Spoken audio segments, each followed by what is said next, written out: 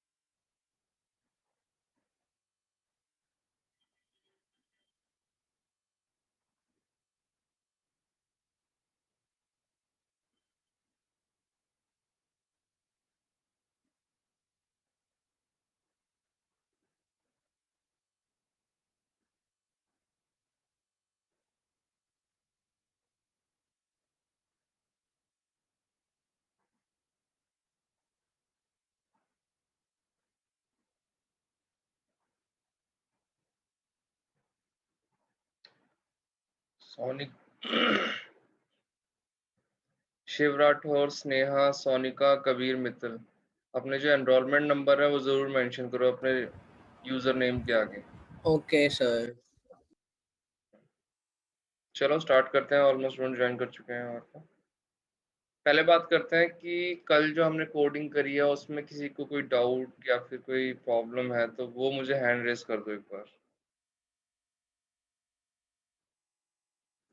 अगर किसी की कोई दिक्कत है कोडिंग के अंदर, किसी को इंस्ट्रक्शन समझ में नहीं आई है, वैसे तो ऑलमोस्ट जिनको नहीं आई है वो मुझसे कांटेक्ट कर चुके हैं। अगर कोई और बच्चा है जिसकी कोई डाउट रहा हो तो वो पूछ सकता है अभी।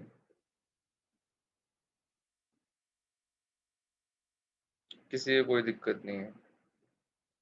चलो आज हम स्टार्ट करते हैं। आज जो है हम बेसिक जो ओवरव्यू लेंगे अपने कंप्यूटर सी प्रोग्राम क्या होते हैं, प्रोग्रामिंग क्या होती है, कंपाइलर क्या होता है, लिंकर, लोडर, असेंबलर और कंपाइलेशन में एक्चुअली बैकग्राउंड में होता क्या है, ये सब चीज़ें हम डिस्कस करेंगे आज।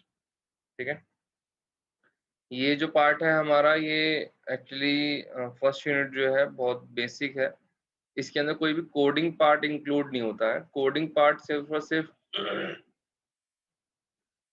बेसिक जो हेलो वर्ल्ड हम प्रोग्राम कर चुके हैं सिर्फ वही प्रोग्राम आता है इसके अंदर। बाकी जो है सिंपल जो आर्किटेक्चर, जो ओवरव्यू है तुम्हारे को सिर्फ वही दिया हुआ है इसके अंदर फर्स्ट यूनिट के अंदर। ठीक है। तो हम कोशिश करते हैं कि फर्स्ट यूनिट जल्दी हो जाए, ताकि सेकंड यूनिट के जब तुम बेसिक्स, प्रिमिटिव डायरेक्टरीज या फिर तुम जो primitive input output dated characters वगैरह हैं उन सबको एक बार जान लोगे तो हमारे लिए क्या होगा, कोडिंग करना बहुत आसान हो जाएगा। हम अभी क्या है, मुझे प्रॉब्लम जो तुम्हें लैब के अंदर जो प्रोग्राम्स होता है वो भी ऐसे देने होते हैं जो कुछ ऐसे फंक्शंस को यूज ना करें जो कि तुमने नहीं पढ़े हैं। ठीक है। तो कोशिश करेंगे हम इस ये 1 या 2 लेक्चर के अंदर हमारी फर्स्ट यूनिट कंप्लीट हो जाए। चलो मैं तुम लोगों के साथ स्क्रीन शेयर कर देता हूँ।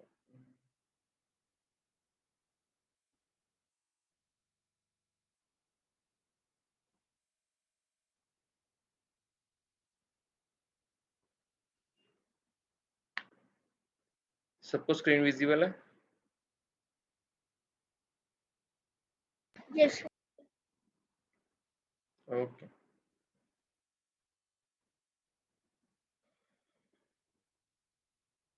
What is program and what is programming? Program क्या होता है, प्रोग्रामिंग क्या होती है? तुम दोनों, ये दोनों टर्म्स जो हैं बहुत फ्रिक्वेंटली यूज होती हैं। हम ऑलमोस्ट तुम सबको इस बारे में पता भी होगा कि प्रोग्राम क्या होता है। एक सेट ऑफ इंस्ट्रक्शन होता है जिसका जो पर्टिकुलर गोल क्या होता है, एक पर्टिकुलर कोहेरेंट टास्क को परफॉर्म करना जो उसका गोल होता है। ठीक है। प्रोग्रामिंग क्या होती है? जो हम कोडिंग करते हैं जब when we write a set of instruction और a code, it's called programming. ठीक है। ये क्या बोल रहा है इसको हम थोड़ा सा देख लेते हैं। A program is a set of logical related instruction that is arranged in a sequence that direct the computer in solving a problem। वही चीज बता रहा है कि प्रोग्राम क्या होता है, एक सेट ऑफ लॉजिकल इंस्ट्रक्शंस होता है जो कि एक सीक्वेंशियल वे के अंदर किसी भी प्रॉब्लम को सॉल्व करने के लिए आप यूज करते हैं। ठीक है। The process of writing a program is called programming. जब हम कोडिंग करते हैं, अपना कोड लिखते हैं, उस प्रोसेस को हम क्या बोलते हैं? प्रोग्रामिंग बोलते हैं। वहीं पे नेक्स्ट आता है सॉफ्टवेयर। क्या होता है? एक हम टर्म यूज करते हैं प्रोग्राम, एक हम यूज करते हैं सॉफ्टवेयर। दोनों में डिफरेंस क्या होता है? तो क्या है? Software is a collection of computer program and related data that provide the instruction for telling a computer what to do and how to do। Computer software का प्रोग्राम क्या होता है? सिंपली सेट ऑफ इंस्ट्रक्शंस होती है जिसके अंदर वो particular task जो उसको दिया गया है उसे परफॉर्म करने के लिए हमारे पास इंस्ट्रक्शन लिखी होती है। क्लियर है? सॉफ्टवेयर क्या होता है? सॉफ्टवेयर जो है कॉम्बिनेशन होता है प्रोग्राम प्लस उसकी गाइडलाइंस, इनिशियल गाइडलाइंस और उसके साथ जो इंस्ट्रक्शन की हमें ये क्या क्या करता है और कैसे कैसे करता है, ये सॉफ्टवेयर जो होता है। तुम लोगों ने देखा होगा कि तुम लोग कोई जूसर या फिर वॉशिंग मशीन परचेस करते हो तो साथ में यूजर गाइडलाइंस आती हैं साथ में। ये मतलब इसकी उसमें स्टार्टिंग में जो तुम्हारी मशीन है उसकी कॉन्फ़िगरेशन लिखी होती है और नेक्स्ट के अंदर उसकी गाइडलाइंस लिखी होती है कि तुम्हें कैसे यूज करनी है उसको। बट हमें सब कुछ ऊपर ही दिख जाता है, हमें उसे पढ़ने की जरूरत ही नहीं पड़ती है। वैसे ही सॉफ्टवेयर केसेस के साथ में जब हम कोई सॉफ्टवेयर परचेस करते हैं, software purchase in the sense तुमने माइक्रोसॉफ्ट का ऑफिस परचेस किया है या फिर तुमने माइक्रोसॉफ्ट ऑपरेटिंग सिस्टम को परचेज किया है विंडो 10, तो वो क्या करते हैं? साथ में तुम्हें गाइडलाइंस प्रोवाइड करते हैं, उसकी सेट ऑफ इंस्ट्रक्शंस प्रोवाइड करते हैं। अगर तुम लोग कभी ऑनलाइन जाके चेक करोगे तो एक यूजर गाइडलाइंस आती है माइक्रोसॉफ्ट ऑफिस की। उसमें डिटेल में, मतलब बहुत डिटेल के अंदर एक्सप्लेन किया हुआ है कि ऑफिस में कौन कौन से फीचर एग्जिस्ट करते हैं और वो क्या क्या चीज़ों को परफॉर्म करता है, कैसे कैसे करता है। ठीक है। तो ये सब चीज़ें क्या है? हमारा प्रोग्राम है और सॉफ्टवेयर है। फिर बात करते हैं हम कंप्यूटर सॉफ्टवेयर जो है वो ब्रॉडली क्लासिफाई होते हैं 2 कैटेगरीज़ के अंदर। इस चीज़ हम पहले भी पढ़ चुके हैं, लास्ट सेमेस्टर में हमने पढ़ी है। कंप्यूटर सॉफ्टवेयर 2 तरह के होते हैं। फर्स्ट वन होता है तुम्हारे सिस्टम सॉफ्टवेयर, सेकंड वन होता है तुम्हारे एप्लीकेशन सॉफ्टवेयर। जो मैंने लास्ट टाइम भी तुम्हें सिंपल सी डेफिनेशन बताई थी, वो क्या थी?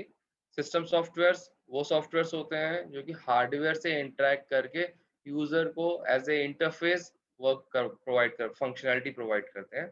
सिस्टम सॉफ्टवेयर कौन से हैं? जो तुम्हारे हार्डवेयर कंपोनेंट से रिलेट करते हैं।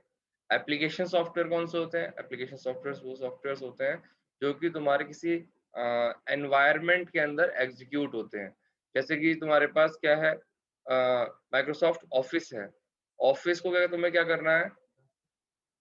माइक्रोसॉफ्ट ऑफिस है, उसे तुम्हें इंस्टॉल करने के लिए तुम्हें क्या चाहिए?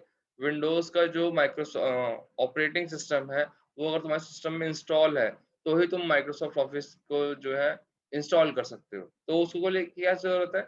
उसे एक पर्टिकुलर एनवायरनमेंट की ज़रूरत है जिसके अंदर वो इंस्टॉल होके वर्क कर सकता है। ऐसे ही जितनी भी एप्लीकेशंस तुम डाउनलोड करके, इंस्टॉल करके रन करते हो, वो सब क्या है? एप्लीकेशन सॉफ्टवेयर्स होते हैं। बट सिस्टम सॉफ्टवेयर कौन से हैं? जो कि हार्डवेयर से रिलेट कर रहे हैं। अब वो हार्डवेयर से रिलेट करने वाले कौन-कौन से सॉफ्टवेयर होते हैं? एक तो हमारा सिंपल जो हमारे बहुत वेल नोन है, ऑपरेटिंग सिस्टम। ऑपरेटिंग सिस्टम क्या करता है? हमारे हार्डवेयर से रिलेट करता है और वो हमें क्या करता है? जो जितने भी इंटरफेसेस के तो हम हार्डवेयर को कोऑर्डिनेटली क्या करते हैं? यूज़ कर पाते हैं with the help of operating system. तो वो क्या है हमारे पास? सिस्टम सॉफ्टवेयर्स है।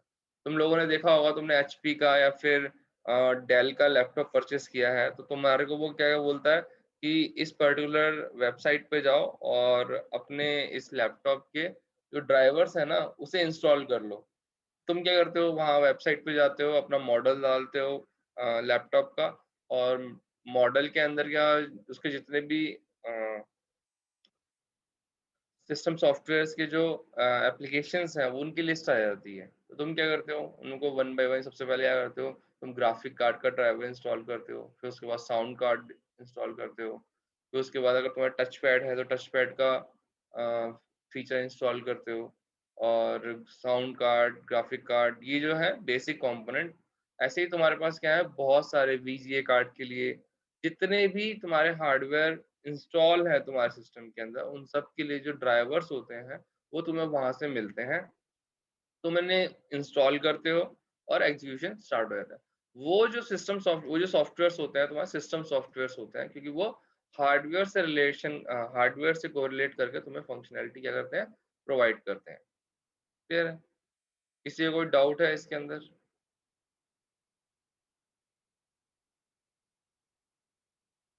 गौर सुंदर,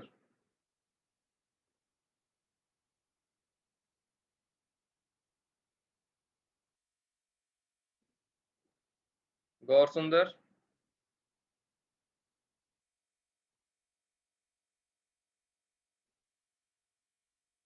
यस सर। स्क्रीन के ऊपर अभी तुमने टच किया? सर गलती से हो गया। ध्यान रखो आगे से, मैं क्लास से निकाल दूंगा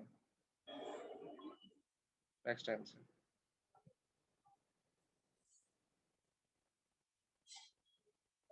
हाँ, हम बात करते हैं एप्लीकेशन सॉफ्टवेयर की और सिस्टम सॉफ्टवेयर की। तो सिस्टम सॉफ्टवेयर जो कि हमारे हार्डवेयर से रिलेट करते हैं, एप्लीकेशन सॉफ्टवेयर जो कि हम क्या करते हैं, जितने भी हमारी एनवायरनमेंट के अंदर वो एग्जीक्यूट करके रन करते हैं। जैसे तुम मीडिया प्लेयर, वीएलसी प्लेयर तुमने इंस्टॉल किया होगा, ठीक है, व्हाट्सएप तुमने इंस्टॉल कर लिया है, पीडीएफ रीडर है तुम्हारे पास, और जितने भी ब्राउजर्स हैं, ये सब क्या है, एप्लीकेशन सॉफ्टवेयर हैं तुम्हारे। नेक्स्ट चलते हैं। सिस्टम सॉफ्टवेयर क्या है? System software is a collection of program that interface with the hardware. Simple सी डेफिनेशन है इसकी, और इसके ज़्यादा डिटेल में भी नहीं है। हमें सिंपली अप्रोच क्या रहती है, वो सॉफ्टवेयर जो कि हार्डवेयर से इंटरेक्ट करते हैं वो हमारे सिस्टम सॉफ्टवेयर होते हैं। इनकी भी कैटेगरीज दे रखी है नीचे, category of system software. First क्या है, लैंग्वेज ट्रांसलेटर। लैंग्वेज ट्रांसलेटर क्या होता है, जो कि किसी एक लैंग्वेज को दूसरी लैंग्वेज के अंदर कन्वर्ट करता है, वो भी हमारे क्या होता है, सिस्टम सॉफ्टवेयर होता है।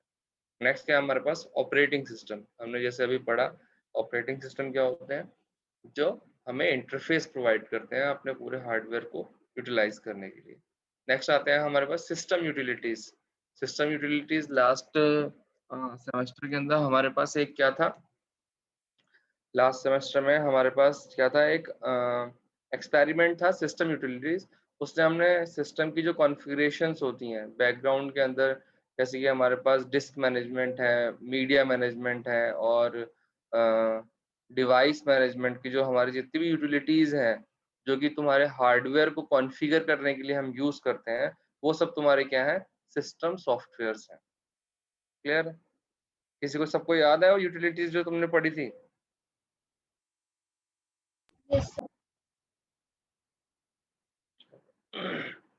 फिर हमारे पास आते हैं स्पेशल पर्पस प्रोग्राम। जो स्पेशल पर्पस प्रोग्राम्स कौन से होते हैं, जिनको पर्टिकुलर टास्क के लिए हम क्या करते हैं, यूज करते हैं, जिनका वेल नोन एग्जांपल क्या है, जो तुम अपने हार्डवेयर कंपोनेंट, जो तुम लैपटॉप्स के लिए या फिर तुम डेस्कटॉप के लिए जो तुम सॉफ्टवेयर इंस्टॉल करते हो एडिशनली, तो वो क्या होता है, तुम्हारे स्पेशल पर्पस प्रोग्राम्स होते हैं। Clear?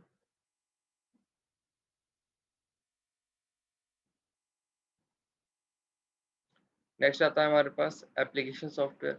Application software is written to enable the computer to solve a specific data processing task.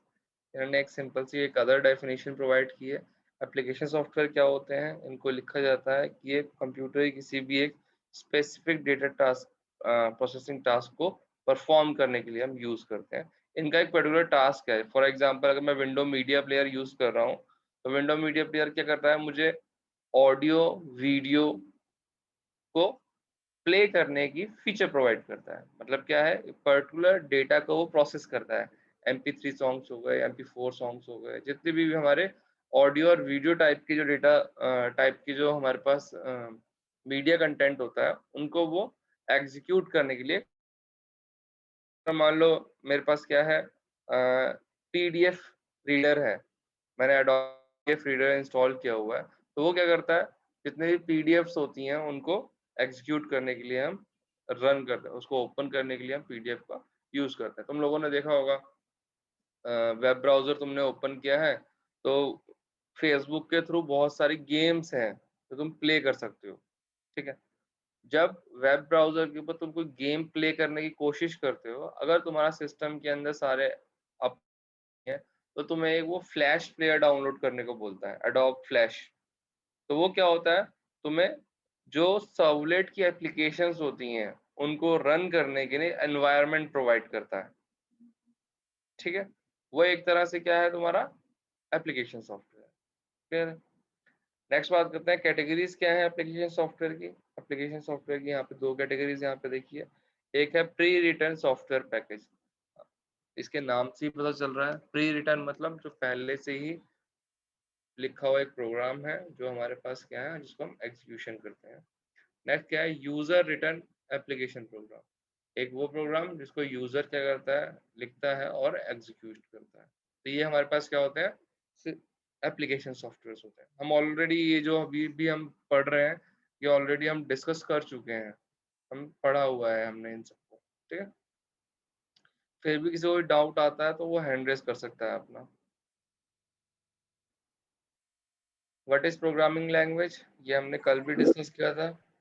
Programming language is composed of set of instruction in language understandable to the programmer and recognizable by a computer. Programming language क्या होती है, एक approach है जिसको programmer जिसके अंदर हम set of instruction को लिखते हैं जो कि प्रोग्रामर के लिए अंडरस्टैंडेबल होती है, प्लस हमारा कंप्यूटर जो होता है उस लैंग्वेज को इंटरप्रिटेट कर पाता है। ठीक है, अब जैसे कि मैंने सी के अंदर कोई प्रोग्राम लिखा है तो सी को अब जैसे मान लो तुम लोग पढ़ रहे हो, तुम लोग कोड कर रहे हो, तो तुम्हें बेसिक धीरे धीरे समझ में आ रहा है कि हाँ सी के अंदर जैसे अभी तुम लोगों ने क्या किया है, मेन जो है 4 या 5 फीचर्स जो है वो सी के पढ़े हैं। वो क्या है, तुमने हेडर फाइल को जाना है कि हेडर फाइल क्या होता है, उनकी फंक्शनैलिटी क्या होती है। तुमने scanf, printf, clear screen, get C H और तुम्हारे वेरिएबल टाइप्स, ये तुमने जो कंटेंट है ना, तुमने इनका जो है यूज जो है वो अभी तक हमारे साथ हमने डिस्कस किया है। तो अगर कोई कंटेंट तुम इन फीचर्स से रिलेटेड कोई कोड देखते हो तो तुम्हारे लिए वो अब वो समझना कुछ ज्यादा मुश्किल नहीं है कि हाँ ये क्या है। अब से पहले क्या था, जब तुमने प्रोग्रामिंग नहीं पढ़ी थी या बिल्कुल सी या सी प्लस प्लस नहीं पढ़ी थी तो उस कोड को समझना मुश्किल होता है। बट एक बार जब तुम उसको सीख लेते हो तो उसके लिए तुम्हारे लिए क्या होता है वो अंडरस्टैंडेबल होता है। इसीलिए उसने यहाँ पे स्पेसिफिक किया है language understandable to the programmer. ठीक है, and recognize by the computer. और जो सी लैंग्वेज को कंप्यूटर करता है, अगर तुम ये सोचते हो कि सी लैंग्वेज को तुम कंप्यूटर डायरेक्ट उसको यूज कर लेता है तो नहीं, ऐसा नहीं होता है। कंप्यूटर के सबसे पहले क्या करता है, उसे कंपाइल करता है। कंपाइल करने के बाद क्या होता है, वो एक ऑब्जेक्ट फाइल क्रिएट करता है और ऑब्जेक्ट फाइल को एग्जीक्यूट करके हमें आउटपुट मिलता है। वो ऑब्जेक्ट फाइल जो होता है वो हमारी इंटरमीडिएट फाइल होती है जो कि तुम्हारे हमारी जो हाई लेवल लैंग्वेज है उसको मशीन लैंग्वेज में कन्वर्ट करने के लिए इन बिटवीन प्रोसेस में होती है। अभी हम इसके जो जो स्टेप्स होते हैं, जो प्रोसेस होता है वो हम इसे डिस्कस करेंगे अभी। ठीक है, programming language can be classified as high level language, middle level language और लो लेवल लैंग्वेज। हम अपनी जो कंप्यूटर लैंग्वेज है, प्रोग्रामिंग लैंग्वेज है, उसको हम क्या करते हैं मोस्टली 3 पार्ट्स के अंदर डिवाइड कर सकते हैं। फर्स्ट है हमारी हाई लेवल लैंग्वेज जिसके अंदर बेसिक, कोबोल, फॉर्चून जो लैंग्वेजेस हैं वो आती हैं जो कि हमारे एप्लीकेशन प्रोग्राम्स होते हैं। इनके थ्रू हम एप्लीकेशन प्रोग्राम्स क्रिएट कर सकते हैं। नेक्स्ट हमारी मिडल लेवल लैंग्वेज आती है जो कि सी लैंग्वेज है। ये application and system program feature provide करते हैं। जैसे कि मैंने तुम्हें कल भी बताया था कि जो हमारी सी लैंग्वेज होती है, जो हमारे ऑपरेटिंग सिस्टम के कर्नल्स हैं वो सी लैंग्वेज के अंदर लिखे गए हैं। तो क्या कर रहे हैं, ये सिस्टम एप्लीकेशन, सिस्टम प्रोग्राम को भी क्रिएट करने के लिए हम इस लैंग्वेज का यूज करते हैं। सबसे लास्ट में आती है लो लेवल लैंग्वेज। लो लेवल लैंग्वेज का मतलब क्या है, असेंबली लेवल लैंग्वेज, ये कि हमारे सिस्टम प्रोग्राम्स को लिखने के लिए हम इसे यूज करते हैं। अब लो लेवल, हाई लेवल, ये मीनिंग क्या है इनके। लो लेवल क्या है, ये जो लो लेवल है ये क्लोजली रिलेट करती है तुम्हारे मशीन लैंग्वेज से। मशीन लैंग्वेज कौन सी होती है, हमारे सिस्टम के लिए मशीन लैंग्वेज है जो हम 0 और 1 के फॉर्मेट के अंदर हम क्या करते हैं एग्जीक्यूशन करते हैं। 0 और 1, जैसे कि अगर मान लो मुझे 24 लिखना है, मैं क्या लिखूंगा 24, बट मशीन के लिए 24 जो है वो अंडरस्टैंडेबल नहीं है। वो मशीन क्या करेगी, 24 को पहले मशीन कोड के अंदर कन्वर्ट करेगी। मशीन कोड के अंदर बाइनरी टर्म्स के अंदर कन्वर्ट करेगी। तो वो क्या करेगी, 24 का जो कन्वर्जन होगी वो परफॉर्म करेगी, उसके बाद उसको क्या करेगी प्रोसेस करेगी। मिडल लेवल क्या होती है, मिडल लेवल असेंबली लेवल से थोड़ा सा दूर चली जाती है। और मिडल लेवल और लो लेवल में डिफरेंस क्या है, जो लो लेवल है वो मशीन के लिए समझना ज्यादा इजी है एज कम्पेयर टू ह्यूमंस। वहीं पे मिडिल लेवल लैंग्वेज क्या है हमारे पास, वो ह्यूमंस के लिए समझना आसान है, और वो जो कोड है हम उसको डायरेक्टली क्या कर सकते हैं, मशीन लैंग्वेज के अंदर कन्वर्ट कर सकते हैं, ट्रांसलेट कर सकते हैं, फिर बाय यूजिंग द कंपाइलर्स और इंटरप्रेटर्स। फिर हाई लेवल लैंग्वेज क्या है, वही इसका एडवांस वर्जन है, वो और एफिशिएंटली यूजर को, जो प्रोग्रामर है उनको फैसिलिटी प्रोवाइड कर सकती है कि वो प्रॉब्लम स्टेटमेंट को राइट कर सके। क्लियर है? ये हमारी प्रोग्रामिंग लैंग्वेज का बेसिक था, कल हमने इनको डिटेल के अंदर डिस्कस किया था। अब बात करते हैं कंपाइलर। कंपाइलर क्या होता है, लास्ट टाइम भी हमने पढ़ा था कंपाइलर, किसी को याद है what is compiler? Anyone? So compiler is a software which converts the high level language into the binary language so that computer can understand it and figure out if there is any error or bug in the program which we have written. Very good. और कोई?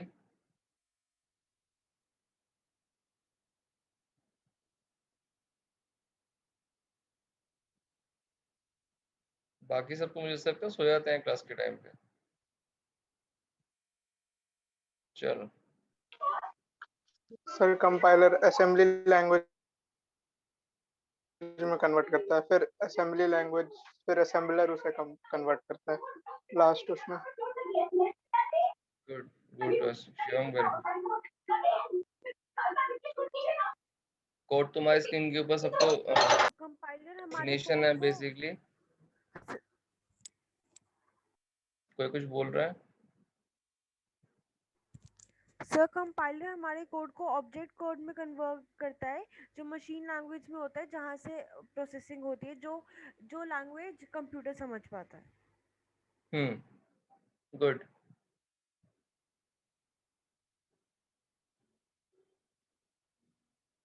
ठीक है, एक definition जो है compiler की, जो simple explanation है वो स्क्रीन के ऊपर तुम सबको विजिबल है। जो लोग, जिनको डाउट है वो लोग उनको पढ़ सकते हैं। For executing a program written in high level language, हमें कोई भी प्रोग्राम एग्जीक्यूट करना होता है उसे हम हाई लेवल लैंग्वेज के अंदर लिखते हैं। It must be first translate into form the machine can understand. अगर हमें वो प्रोग्राम जो है वो एग्जीक्यूट करना है तो हमें सबसे पहले उसे क्या करना पड़ेगा, उस फॉर्मेट के अंदर कन्वर्ट करना पड़ेगा जिस फॉर्मेट में मशीन उसको समझ सकती है। This is done by the software called the compiler. ये क्या है, उस सॉफ्टवेयर से किया जाता है, इसको हम कंपाइलर बोलते हैं। अभी जैसे कि मान्या ने बताया, कंपाइलर क्या होता है, हाई लेवल लैंग्वेज को मशीन या फिर बाइनरी, बाइनरी लेवल या मशीन लेवल है, सेम चीज है, मशीन कोड के अंदर, मशीन लैंग्वेज के अंदर कन्वर्ट करती है। इसका काम, ये काम किसका है, कंपाइलर का है। Compiler process consist of two state. Compiler का जो काम है उसके अंदर हम क्लासिफाई कर सकते हैं। फर्स्ट क्या है, analysis of the source program. सबसे पहले ये करता है, वो एनालाइज करता है हमारे सोर्स कोड जो हमने लिखा है। तुम जब कंपाइल करते हो तुम्हें एरर आते हैं ना कि semicolon missing, the declaration is not valid here. तो ये सब चीजें क्या है, ये किसने किया, कंपाइलर के फर्स्ट स्टेप ने किया, जिसके अंदर वो एरर फाइंड करता है, बग्स फाइंड करता है, अगर तुम्हारे प्रोग्राम के अंदर कोई भी प्रॉब्लम एग्जिस्ट करती है तो। क्लियर? तो हमें वो फीचर प्रोवाइड करता है। नेक्स्ट क्या करता है, the synthesize of the object program in the machine language of the specified machine. Object code जिसकी मैं बात कर रहा था बार बार, ऑब्जेक्ट कोड को क्रिएट किया जाता है जिसको मशीन लैंग्वेज क्या करती है, अपने इजीली समझ सके, एग्जीक्यूट कर सकती है। तुम लोगों ने कल जिसने विजुअल स्टूडियो का यूज किया था, वीबी बेसिक का यूज कर रहे थे कोडिंग के लिए, तो तुम लोगों ने देखा होगा वहां पर तुम जब सिंपल रन करते थे तो नीचे जो है कोडिंग के अंदर वो सिंपल पूरी लाइंस एग्जीक्यूट के लिए तुम्हें दे रहा था। तुम लोग तो डायरेक्ट .exe को एग्जीक्यूट कर रहे थे पर नीचे उसके जो टर्मिनल था वहां पर वो कंप्लीट इंस्ट्रक्शन दे रहा था। कंप्लीट इंस्ट्रक्शन क्या दे रहा था, जीसीसी स्पेस तुम्हारे आउट फाइल का नेम जैसे कि क्या था, जिन लोगों ने उससे किया था या फिर जिन्होंने नहीं किया था उनके लिए मैं लिख देता हूँ यहाँ पर। क्या लिख रहे थे हम वहाँ पर? जीसीसी हमारी फाइल का नेम, जो भी तुमने अपनी फाइल क्रिएट करी है। फॉर एग्जांपल तुमने कल कौन सा प्रोग्राम किया था? कल तुमने प्रोग्राम किया था स्वैप वाला, तो स्वैप डॉट सी, फिर उसके बाद -o और लास्ट के अंदर स्वैप, लास्ट में स्वैप। तो ये क्या है? एक फॉर्मेट है जिसके अंदर हम ऑब्जेक्ट फाइल क्रिएट कर रहे हैं। तो हम करते क्या है, ये जीसीसी क्या है? कंपाइलर है हमारा, जो कि कंपाइल कर रहा है हमारे कोड को, हम उसको मेंशन करते हैं। उसके बाद स्वैप डॉट सी, ये किसका? स्वैप डॉट सी क्या है? ये कोड है जिसके अंदर सी का मैंने अपना कोड लिखा हुआ था 2 नंबर्स को स्वैप करने के लिए। फिर क्या है? -o ऑप्शन यूज किया है हमने आउटपुट के लिए। तो आउटपुट के लिए इस यहाँ पे मैंने फिर से लिखा है स्वैप। जरूरी नहीं है यहाँ पे स्वैप ही नाम आए, तुम यहाँ पर ए बी सी भी लिख सकते हो, बट जिस क्लास का जिस प्रोग्राम का ऑब्जेक्ट फाइल है वो आइडेंटिफाई करने के लिए फ्यूचर के अंदर हम उसको सेम नाम लिख लेते हैं, बट ये कोई कंपल्शन नहीं है कि तुम्हें यही नाम लिखना है। ठीक है? जब तुम इस फाइल को एग्जीक्यूट करते हो तो तुम्हें आउटपुट में क्या मिलता है? एक स्वैप फाइल बनती है, जो तुम्हारी यहाँ पे तुमने मेंशन किया है। तो तुम उसको क्या करते हो? ./स्वैप लिखते हो और उसे एग्जीक्यूट करते हो। क्लियर है? तो इससे क्या होता है, तुम्हारा जो आउटपुट फाइल है वो विजिबल होते हैं। जो तुम्हारा आउटपुट होता है जो 2 नंबर्स का, वो तुम्हें स्क्रीन के ऊपर शो होता है। तो तुम लोग क्या कर रहे थे, विजुअल बीसी के अंदर जो आउटपुट फाइल आई थी वो उसकी एक एग्जीक्यूटेबल फाइल बना के दे रहा था तुम्हें। तुम क्या कर रहे थे, उसको डबल क्लिक करते थे, वो तुम्हें आउटपुट प्रोवाइड कर देता था। तो उसने एक सिंपल किया गया था, जो तुम्हारी ऑब्जेक्ट फाइल था उसका एक एग्जीक्यूटेबल लिंक बना के दे दिया था तुम्हें। तुम जस्ट उसको क्लिक करते थे और वो एग्जीक्यूट होता। क्लियर है? तो ये जो फीचर है ये किसके काम है? ये कंपाइलर के काम है। पहला फीचर क्या है, पहला स्टेप क्या होता है उसका, कि तुम्हारे प्रोग्राम को एनालाइज करना कि उसमें कोई एरर या कोई प्रॉब्लम तो नहीं है। प्रॉब्लम आइडेंटिफाई होती है तो वो तुम्हें क्या करता है, वार्निंग एरर प्रोवाइड करता है, तुम उसको करेक्ट करते हो, फिर उसके बाद वो क्या करता है, उसे कंपाइल करता है। उसके बाद क्या करता है, हम उसे ऑब्जेक्ट प्रोग्राम के अंदर कन्वर्ट करते हैं, जो कि मशीन लैंग्वेज से क्लोजली टाइटली रिलेट करता है, और जिसके थ्रू हम क्या करते हैं, अपने आउटपुट जो है वो एग्जीक्यूट करते हैं। फिर ये हमारा कंपाइलर होता है। नेक्स्ट आता है हमारे पास इंटरप्रेटर। इंटरप्रेटर क्या होता है? During the process of translation there is another type of software that also, जो हमारा ट्रांसलेशन है, जो अभी अभी हमने कंपाइलर के थ्रू किया, high level language to machine language, वो हमारा क्या है, एक ट्रांसलेशन है। वो ट्रांसलेशन करने का एक अलग तरीका भी है, एक अदर अप्रोच भी है, जो उसको कौन करता है? इंटरप्रेटर करता है। तो ये भी क्या है, एक तरह का कंपाइलर की तरह ही वर्क करता है, बट इसका जो कंपाइल करने का, जो ट्रांसलेशन का जो वे है, अप्रोच है, वो डिफरेंट है। यहाँ पे नीचे जो है एक बेसिक डिफरेंस दे रखा है उन्होंने कंपाइलर का और इंटरप्रेटर का, कि डिफरेंस क्या होता है। सबसे पहले बात करते हैं compiler. Scan the entire programme before translating into machine code. Compiler क्या करता है, पूरे कोड को एक साथ स्कैन करता है उसको ट्रांसलेट करने से पहले। बट कंपाइलर क्या करता है, translate and execute the program line by line. जो इंटरप्रेटर होता है हर लाइन को एक बार के अंदर ट्रांसलेट करता है, वहीं पे कंपाइलर क्या करता है, कंप्लीट प्रोग्राम को एक ही बार के अंदर ट्रांसलेट करता है। ठीक है? नेक्स्ट क्या है, compiler convert the entire program to machine code and execute program only when all the system errors are removed. Compiler क्या करता है, अगर मान लो तुम्हारे प्रोग्राम के अंदर, तुम लोग जो हम यूज करते हैं, हम कंपाइलर यूज करते हैं। अब हम क्या करते हैं, अगर मान लो तुम्हारे प्रोग्राम के अंदर कोई भी एरर है, तो वो क्या करेगा, तुम्हें जस्ट वार्निंग देता रहेगा, तो तुम उसे करेक्ट नहीं करोगे, तुम उस प्रोग्राम को एग्जीक्यूट नहीं कर सकते हो। ठीक है? तो यहाँ पे क्या कर लिख रहा है, वो कन्वर्ट द एंटायर, तुम्हारे पूरे प्रोग्राम को मशीन कोड में एक साथ कन्वर्ट करता है। और ये एग्जीक्यूट तभी होता है जब तुम्हारा जो प्रोग्राम होता है वो सिंटैक्स एरर फ्री होता है, जब उसके अंदर कोई भी एरर या फिर बग एग्जिस्ट नहीं करता है, ठीक है। वहीं पे इंटरप्रेट क्या होता है, interpreter executes one line at A time. जो इंटरप्रेटर होता है एक टाइम पे एक ही लाइन को एग्जीक्यूट करता है, after checking and correcting its syntax error and then convert it to machine code. जैसे कि हम जान रहे हैं डिफरेंस बहुत बेसिक सा है, बहुत क्लियर है, बट ये है कि याद रखने वाली चीज़ है कि कंपाइलर और इंटरप्रेटर में डिफरेंस क्या है।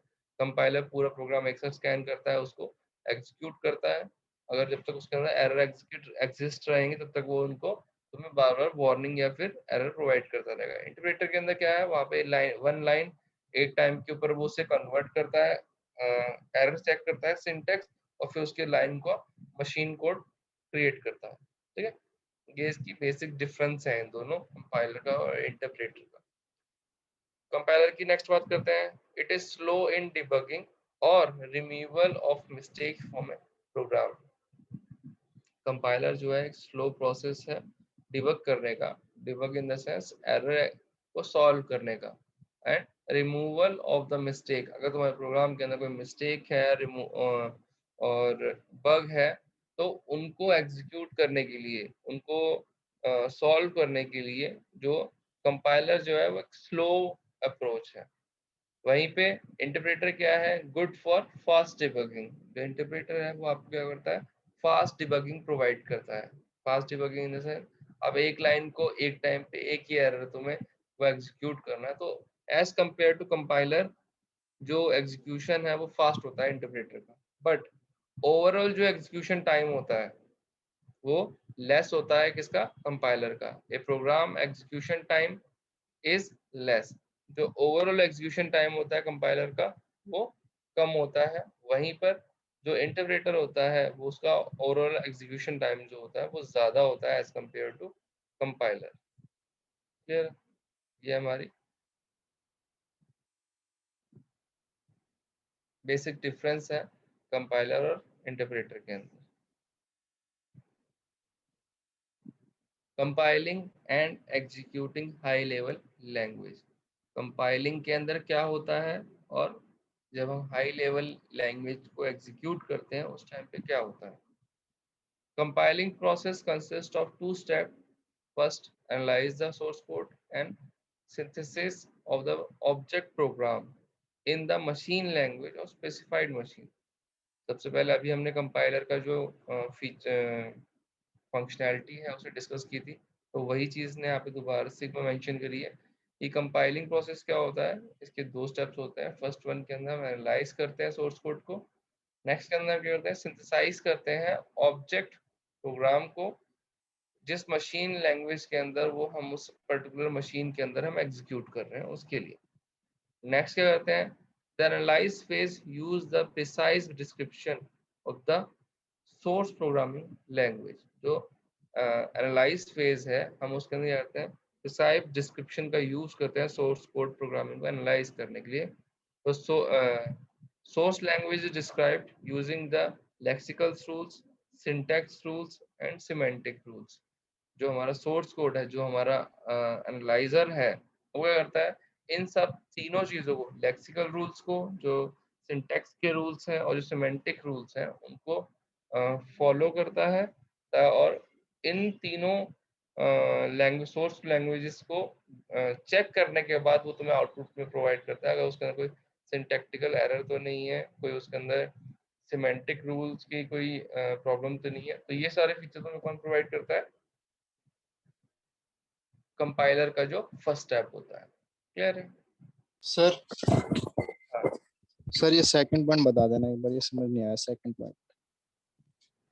Analysing phase, yes sir. हाँ। एनालाइजिंग फेज क्या है, analysing phase use the precise description of the source programming language. ये बात कर रहा है जो कंपाइलर का जो फर्स्ट फेज है। मैंने तुम्हें अभी ऊपर क्या बताया कि जो कंपाइलर के जो कंपाइलर है उसके कंपाइलिंग करने के दो स्टेप्स होते हैं। फर्स्ट स्टेप के अंदर क्या करते हैं, वो सोर्स कोड को एनालाइज करते हैं, और नेक्स्ट स्टेप के अंदर ऑब्जेक्ट कोड क्रिएट किया जाता है उस पर्टिकुलर मशीन का, उस पर्टिकुलर मशीन के मशीन लैंग्वेज के अंदर। ये हमने दो बात करी, तुम्हें समझ में भी आ गई।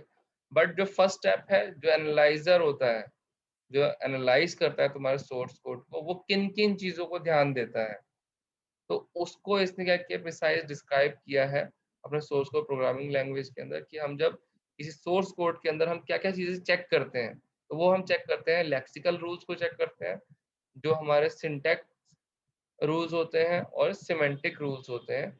इन सबको हम क्या करते हैं, एनालाइज, जो हमारा एनालाइजिंग फेज है, जो फर्स्ट फेज है कंपाइलिंग का, उसके अंदर हम इन सब रूल्स को फॉलो करते हैं उस प्रोग्राम को चेक करने के लिए।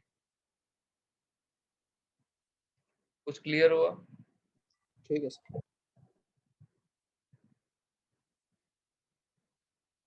मैं तुम लोगों के साथ अटेंडेंस शीट शेयर कर देता हूँ, क्योंकि ये अभी मीटिंग जो है वो ओवर होने वाली है। एक सेकंड।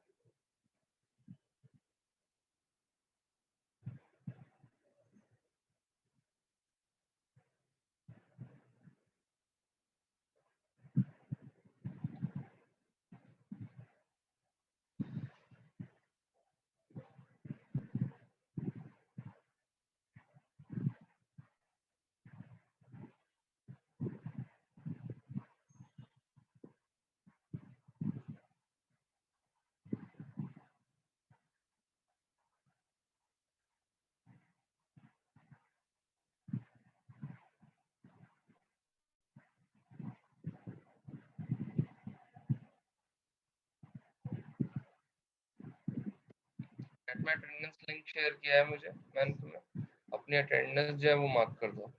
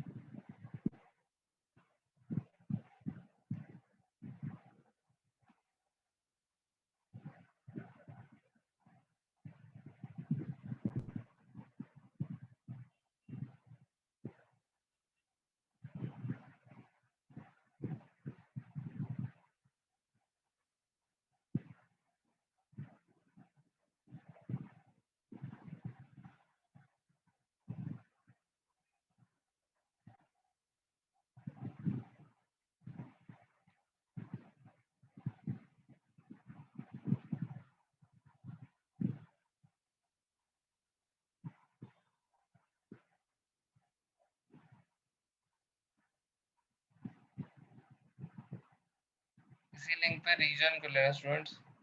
किसी को अटेंडेंस मार्क करने में कोई इशू आ रहा है तो वो मुझे बता दो।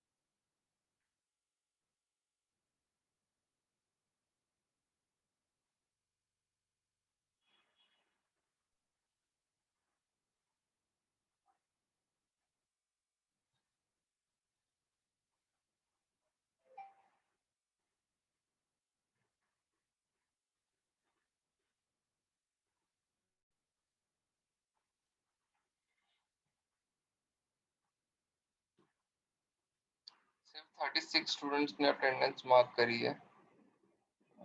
जो स्टूडेंट्स आज पीक पे अवेलेबल थे वो 46 थे। जिनकी जिनकी अटेंडेंस मार्क नहीं हुई है वो मुझे एक बार अपने एनरोलमेंट नंबर बता दो। सर 021 धूपम। 021 ओके। जो स्टूडेंट एब्सेंट है मैं उनके नाम बोल रहा हूँ, उनमें से कोई प्रेजेंट हो तो मुझे बता देना, मैं उनकी अटेंडेंस मार्क कर दूंगा। Akanksha, Aryan Singh, Dhriti, Divya, Kabir Mittal. Sir Dhriti is present. Okay.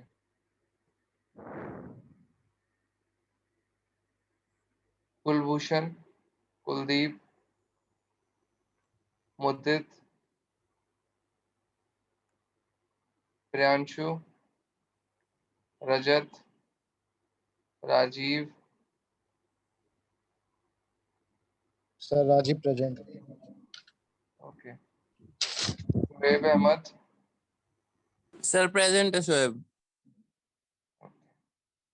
सिद्धांत, स्नेहा जैन, तक्ष, जिशान, स्नेहा ओके, जिशान और सोबिया 44। कबीर। हाँ कबीर, तुम्हारी अटेंडेंस मार्क कर दी है मैंने। ठीक है, थैंक यू सर।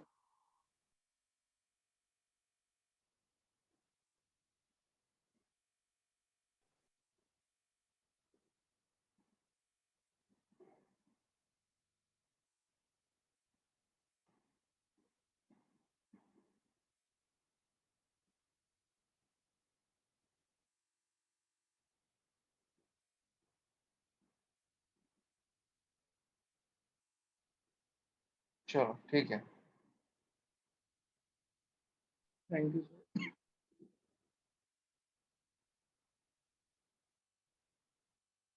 5 मिनट है हमारे पास, हम एक स्लाइड और डिस्कस कर सकते हैं।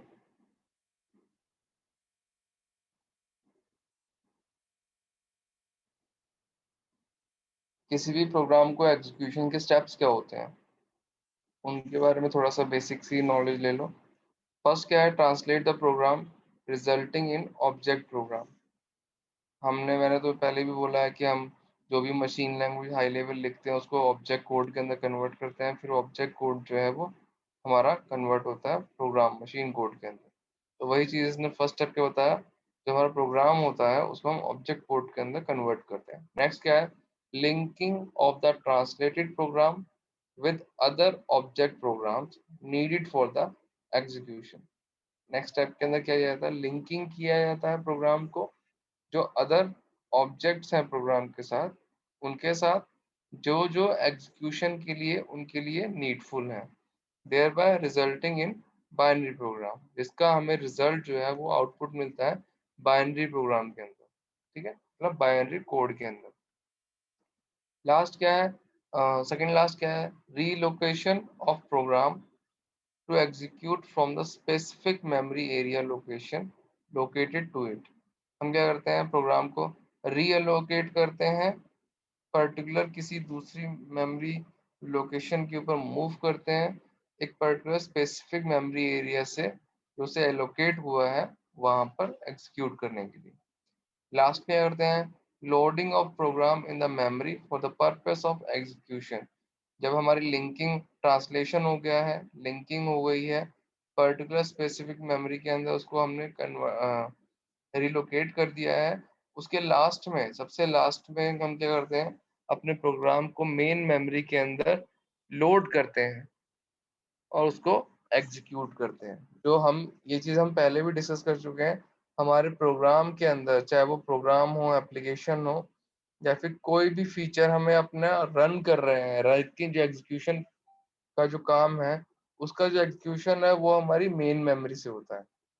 हम कोई भी चीज़ डायरेक्टली हार्ड डिस्क से एग्जीक्यूट नहीं करते हैं, तो भाई सेकेंडरी स्टोरेज है उससे हमारा डायरेक्टली एग्जीक्यूशन नहीं होता है। हम उसको पहले क्या करते हैं, अपनी मेन मेमोरी के अंदर लोड करते हैं, वहां से एग्जीक्यूशन उसका स्टार्ट होता है। रीजन क्या है मेन मेमोरी में लोड करने का? जो प्रोसेसिंग, जो तुम्हारी प्रोसेसिंग स्पीड जो प्रोवाइड करती है तुम्हारी हार्ड डिस्क, वो बहुत कम होती है एज कंपेयर टू तुम्हारी रैम। तो रैम जो है तुम्हारे वो डायरेक्टली कोऑर्डिनेट करती है तुम्हारे प्रोसेसर से उसे एग्जीक्यूट करने के लिए, तो इसलिए हम उसे मेन मेमोरी के अंदर पहले ट्रांस मूव करते हैं, लोड करते हैं। फिर आता है हमारे पास, नेक्स्ट आता है लिंकर। लिंकर, लोडर और रिलोकेशन, ये 3 टर्म्स जो है तुमने सुनी भी होंगी। ये करते क्या है? Linking resolve symbolic reference between the object program, it make object program known to each other. Linking क्या करते हैं? जितने भी सिंबॉलिक रेफरेंसेस होते हैं उनको रिजॉल्व करते हैं बिटवीन द ऑब्जेक्ट्स, और इसके थ्रू हम क्या करते हैं, जो हमारे ऑब्जेक्ट्स होते हैं एक दूसरे को और अच्छे से जान पाते हैं। जान पाने का इन द सेंस, मान लो तुम्हारा एक बिल्डिंग है एक, ठीक है, तुम 7th फ्लोर पे रहते हो, 3rd फ्लोर पे कोई फैमिली रहती है, तुम्हें उनसे कोई मतलब नहीं है। वहाँ पे तो बहुत सारी, मतलब 14 फ्लोर की मान लो एक बिल्डिंग है, उसके अंदर तुम 5th फ्लोर पे या 7th फ्लोर पे रह रहे हो, बाकी जो बिल्डिंग के अंदर जितने भी लोग रहते हैं, तुम्हें उनसे कोई ताल्लुक नहीं है, कोई रिलेशन नहीं है कोई।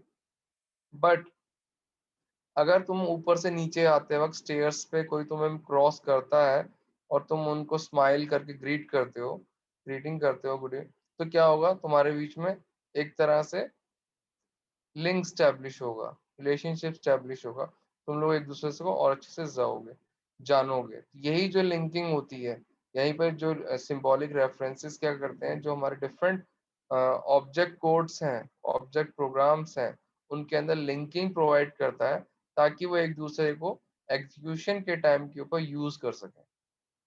Linking make the address of the program known to the each other. Linking का काम क्या है, जो भी जितने भी हमारे ऑब्जेक्ट प्रोग्राम्स हैं उनके जो एड्रेस हैं वो एक दूसरे को नोन किए जाते हैं। जैसे कि तुमने बिल्डिंग से आते वक्त 7th फ्लोर से नीचे आ रहे थे, तुमने किसी से मिले, हेलो हाय क्या हाल चाल है, आप कौन से फ्लोर पे रहते हो? मैं 7th फ्लोर पे रहता हूँ। आप किस पे रहते हो? मैं 5th फ्लोर पे रहता हूँ। तो वो क्या है, एक दूसरे से हमने क्या शेयर किया, एड्रेस शेयर किया। वही काम हमारे लिंकिंग के काम करता है।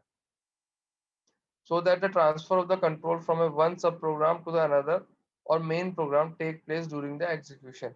रीजन क्या होता है एड्रेस नोन करने का, लिंकिंग स्टैब्लिश करने का, कि जितने भी numbers of object program exist करते हैं वो दोनों एफिशिएंटली कंट्रोल को पास कर सके जिस टाइम पे वो मेन मेमोरी के अंदर एग्जीक्यूशन हो रहा होता है। तो ये किसका काम है? हमारे लिंकिंग का काम है। इन फॉर्चून और COBOL all units are translated separately. ये जो 2 प्रोग्रामिंग लैंग्वेज के अंदर प्रोवाइड की गई हैं, इनके जितने भी प्रोग्रामिंग यूनिट्स होती हैं उनको सेपरेटली हम क्या करते हैं, कन्वर्ट करते हैं। तो ये जो था बेसिक इंट्रोडक्शन है लिंकर का, तुम लोग इसको और डिटेल के अंदर पढ़ सकते हो। तो बट ये है कि तुम्हारे एग्जाम के अंदर ये आता है तो 2 नंबर का क्वेश्चन आता है, तो उसके अंदर लिंकर, लोडर, रिलोकेटर, ये तीनों क्वेश्चंस आएंगे जब भी आएंगे साथ में। फिर तो आज के लिए हमारा इतना ही था। तो तुम लोग लीव कर सकते हो। Thank you everyone. Thank you so